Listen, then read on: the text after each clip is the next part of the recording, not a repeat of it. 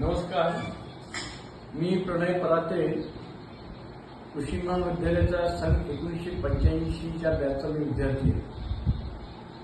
आज 4 ऑक्टोबर माझे आवडते सण, माझेच नाही माझ्या सगळे मित्रपरिवाराचे आणि कृषी महाविद्यालयातून पासआउट झालेले त्यावेळेचे सगळे विद्यार्थ्यांचे लाडके सर, अतिउत्साही असणारे सर डॉक्टर लक्ष्मीकांत कळंती सर यांचा 75वा वाढदिवस आणि मी माझा परिवार आणि माझे सगळे मित्रमंडळीतर्फे डॉक्टर कळंती सरांचा आम्ही सगळ्यांचं अभिनंदन करतो.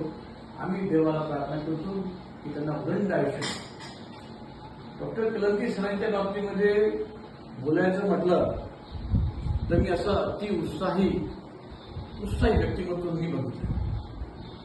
मला तर आश्चर्य वाटतंय की या सरांनी 75 केलं.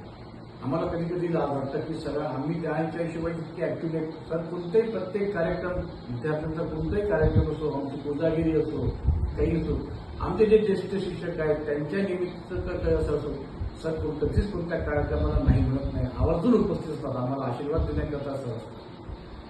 तसंही बघितलं ऑक्टोबर महिन्यामध्ये जन्मास आलेले आमचे सर आणि तुम्हाला सगळ्यांना कल्पना असेल की राष्ट्रपिता महात्मा गांधीपासून तर अमिताभ बच्चनपर्यंत असे थोर लोक या महिन्यातच जन्मास आलेले आहेत.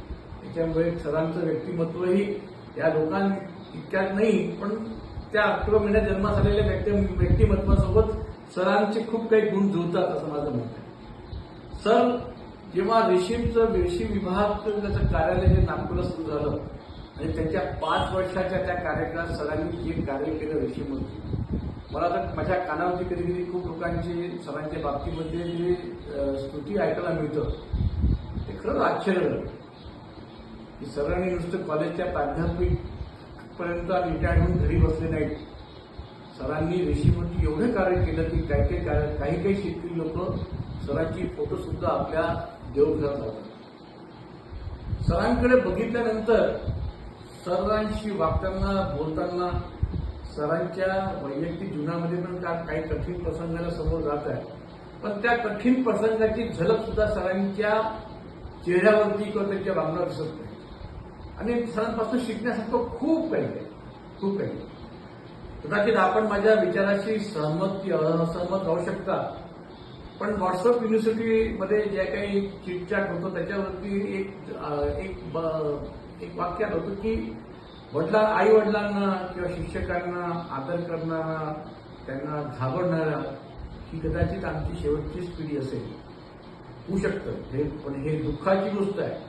पण सरांपासून जे आम्ही शिकलेलो आहे, मला आठवतं की आम्ही कॉलेजचे सगळ्यात आमच्या बॅचमध्ये सगळे 101 नगीने खतरनाक विद्यार्थी होते आमच्याकडे. काही लोकांना स्मोकिंग करण्याची सुद्धा सवय होती. पण मी बघितलं, आता त्यांचं नाव घेत नाही, स्मोकिंग करता, सिगारेट पिता धूम्रपान करताना सर कधी आले तर ती सिगारेट सुद्धा फेकून त्याला पायाखालती पुरवणारे पण विद्यार्थी होते.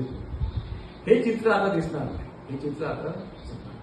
म्हणून मी डॉक्टर कळंती सरांना पुन्हा त्यांच्या वयाच्या 75व्या वाढदिवसानिमित्त त्यांना मी पुन्हा त्यांना त्याचं अभिनंदन करतो आणि माझ्या मी देवाला हीच प्रार्थना करतो की सरांना अखंड आयुष्य लाभो. आयुष्य लाभण्यापेक्षा सरांच्या हातून जास्तीत जास्त लोकांची सेवा हो, हेच माझी देवाला प्रार्थना आहे.